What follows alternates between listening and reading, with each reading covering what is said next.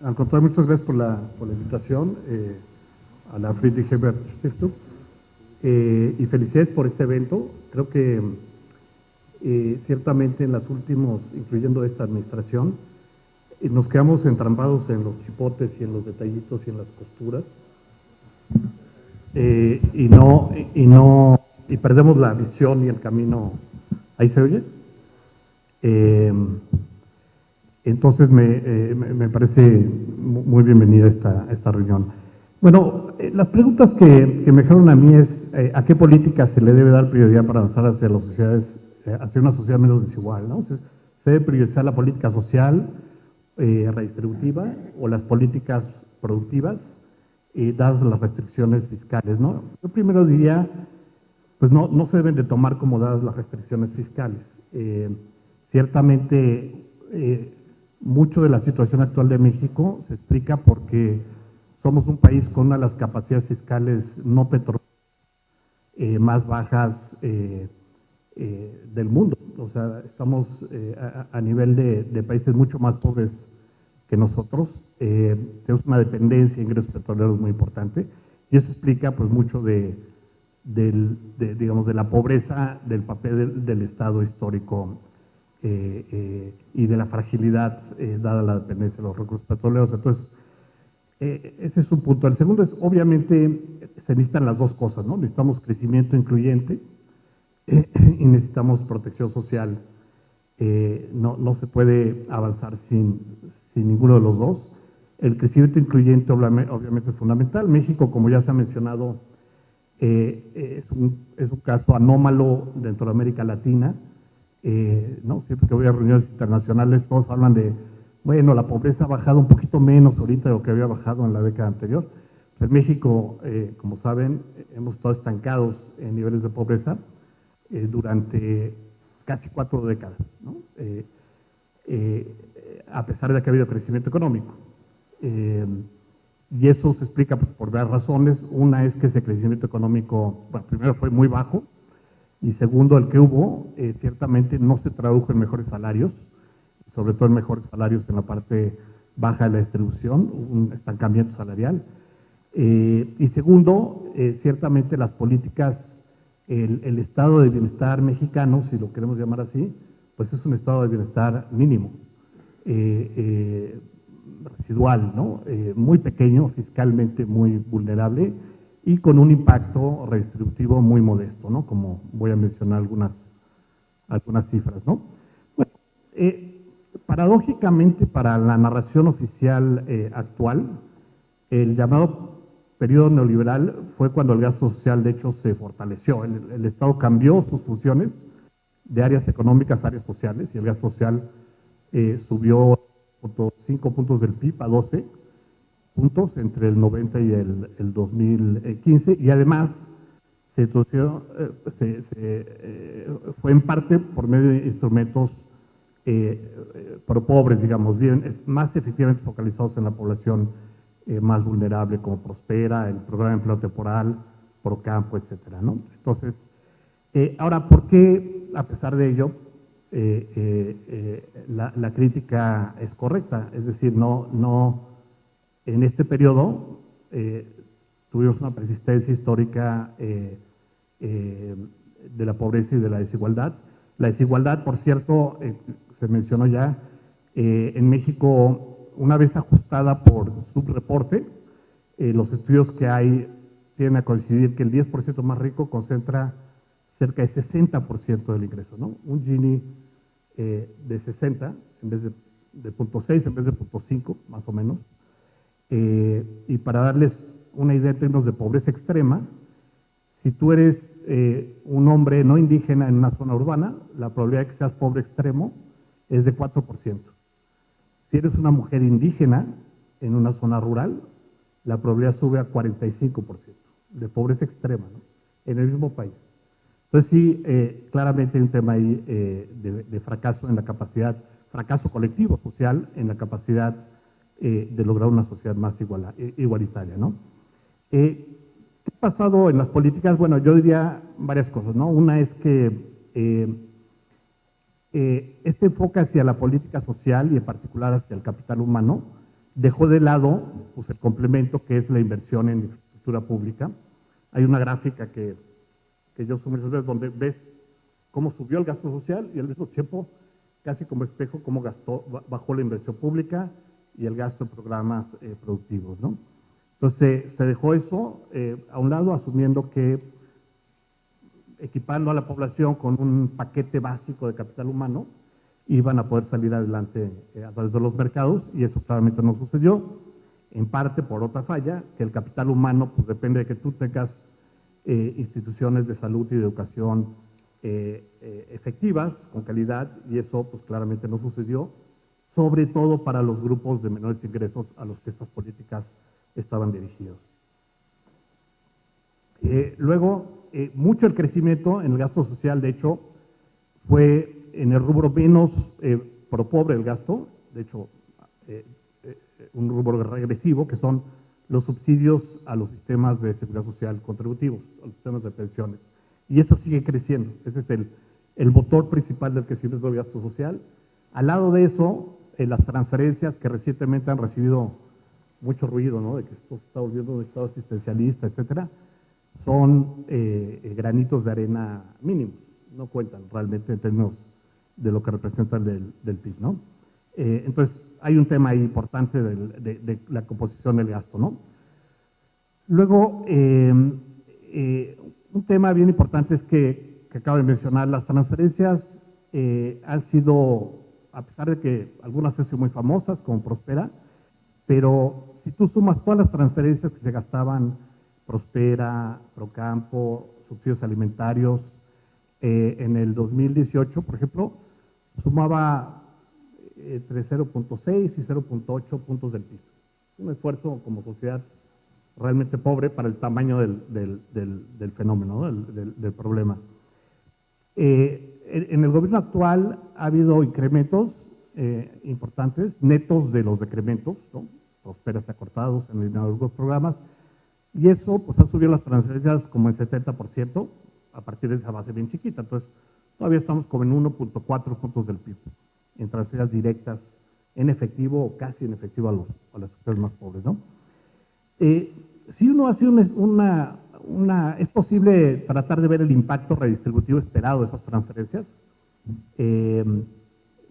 Desafortunadamente, para ver el impacto ex post, pues nos vamos a tener que esperar a la encuesta de ingreso y gasto del 2020, que va a salir en el 2021, entonces ya va a ser un poco un tema histórico, ¿no? Pero uno puede hacer una simulación usando la ENIC y haciendo supuestos razonables de cómo se distribuyen estos recursos.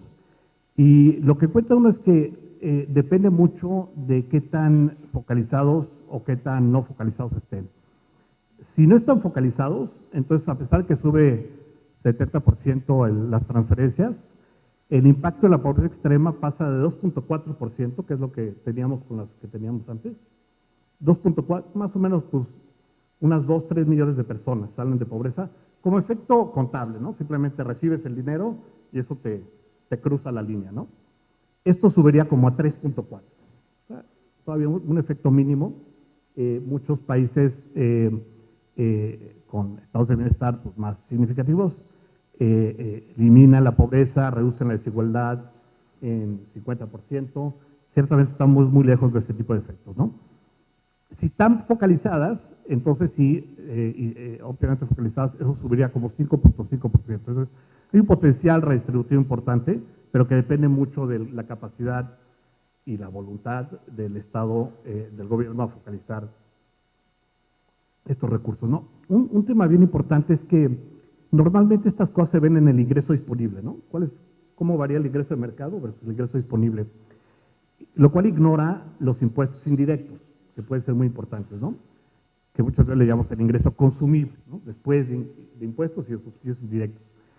Y desafortunadamente, bueno, o afortunadamente, en México en los últimos años ha habido una reforma fiscal silenciosa y porque pues, no tuvo que pasar por la Cámara de Diputados, porque era prerrogativa del Ejecutivo, que es básicamente pasamos de un subsidio bien importante a gasolinas a un impuesto bien importante, ¿no?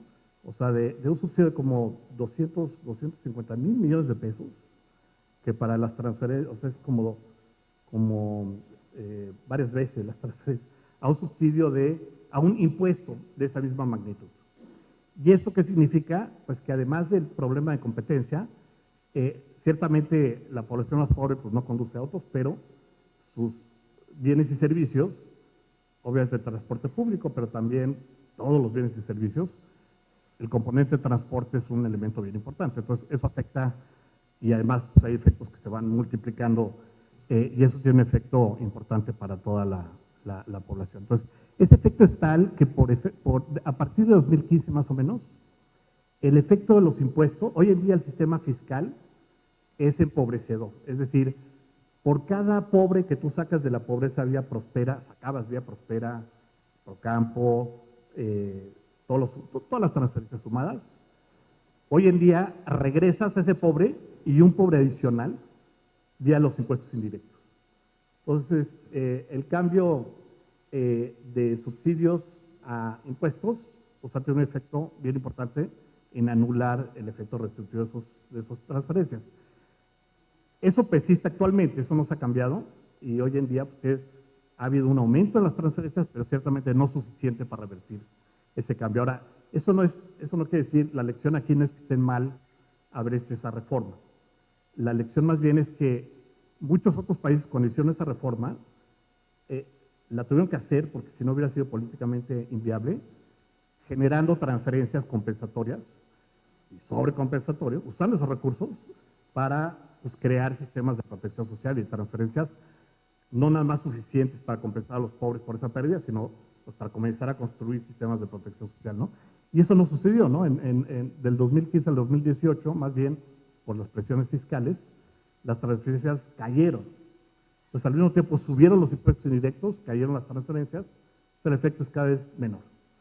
Y ese problema persiste. Y el problema, repito, es la magnitud de las transferencias. Tú cuando ves análisis comparativos de la OECD y de SEC, el Commitment to Equity Institute, que ha hecho esto para países de ingresos medios y bajos, del efecto redistributivo del sistema fiscal, lo que ves es que hay una gran correlación entre el tamaño de las transferencias y el efecto redistributivo. No importa demasiado, México, por ejemplo, las focaliza bastante bien.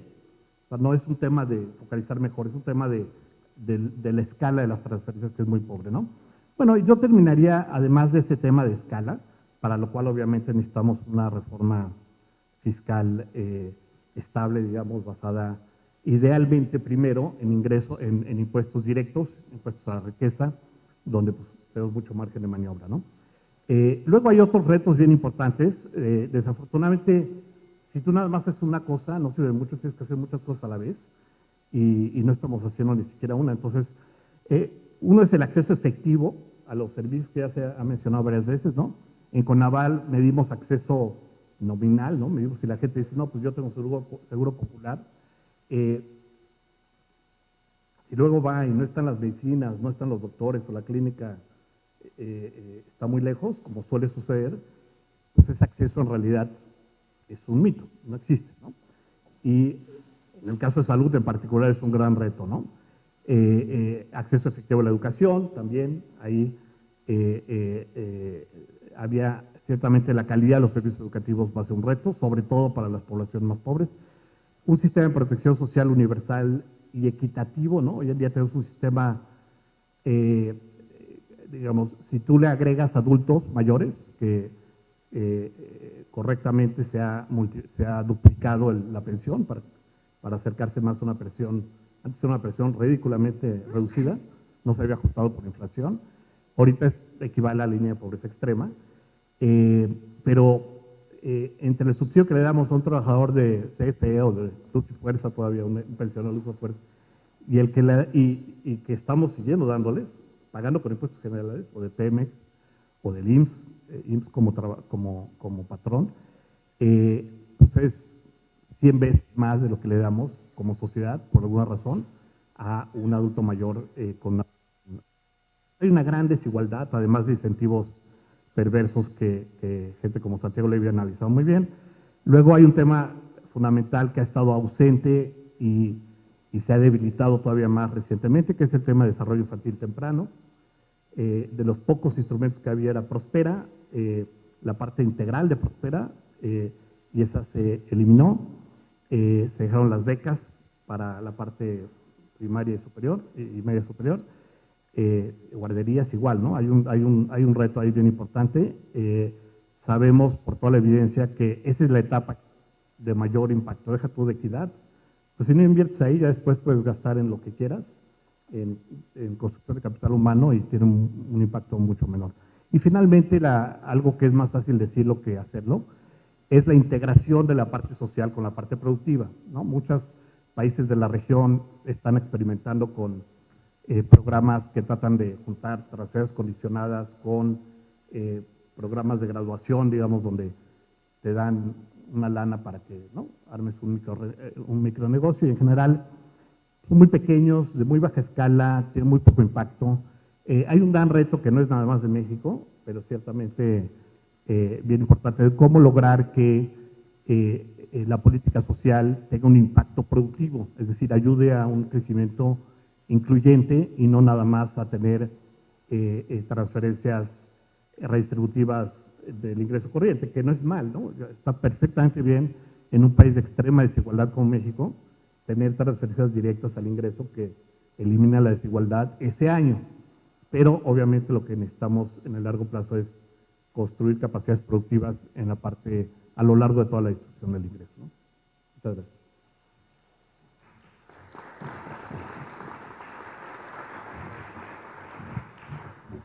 Muchas gracias, John. Bueno, pues creo que se han planteado suficientes temas acá y veo como muchos retos.